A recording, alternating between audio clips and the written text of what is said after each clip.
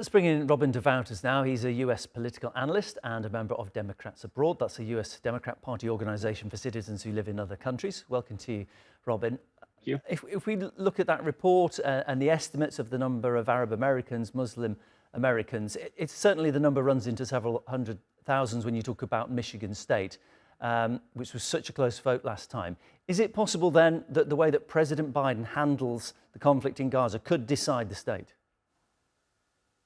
I mean, I'm not here to analyze the reasons why people vote one way or another. What's important to note is the differences between these primaries and how they affect both the Democratic and the Republican caucuses and primaries. What we see is, yes, there is a vote of discontent by voting uncommitted, but as as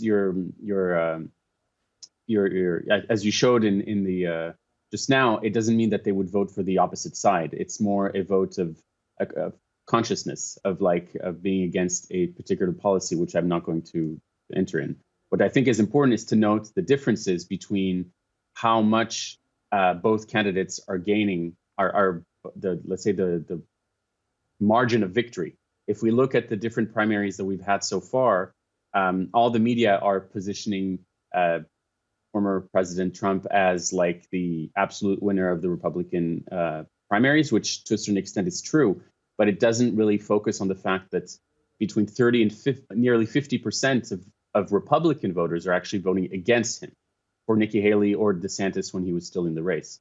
And I think this is really what we want to stress as the importance of putting candidates, let's say, next to each other, compare them.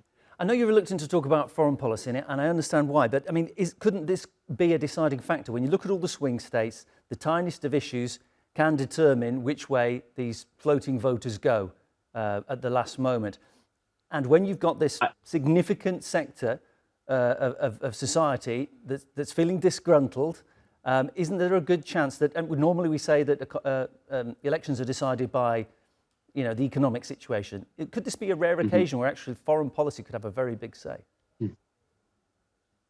Certainly will have an important aspect. I think other topics that are more domestic, such as abortion or voting rights, what we've seen in Alabama with the Supreme Court, for example, on IVF, the economic backgrounds, inflation and so on will weigh in very heavily.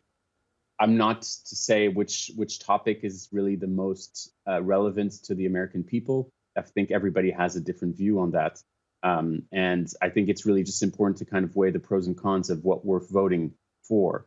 And I think the results are very clear, despite some discrepancies, that there is a huge majority that are, let's say, very much for a second term of President Biden, as opposed to going backwards with former President Trump.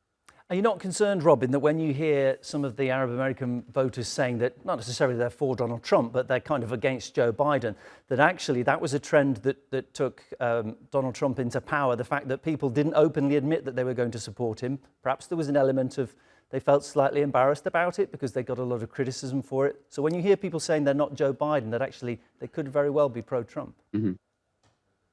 You're right on principle. I think what matters really is to not put too much strength on polls. We've seen it in 2016, we've seen it in 2020, we've seen it in the midterm elections in 2022 that was foreseeing a red wave, which turned out to be, nothing like it.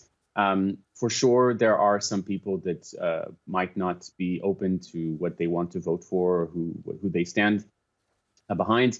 But again, it comes down to what we're going for, what we've seen that the President Biden has accomplished in the last 4 years or 3 years, and what Trump did in his mandate. And the polls can be very misleading. It depends, of course, on the methodology, depends on the type of people that are interviewed and in what context and so on. So I wouldn't put too much gravitas on the actual polls. Robin, really appreciate you coming on. Interesting to get your thoughts. Robin De Wouters from Democrats. Thank you very much for having me. Guest.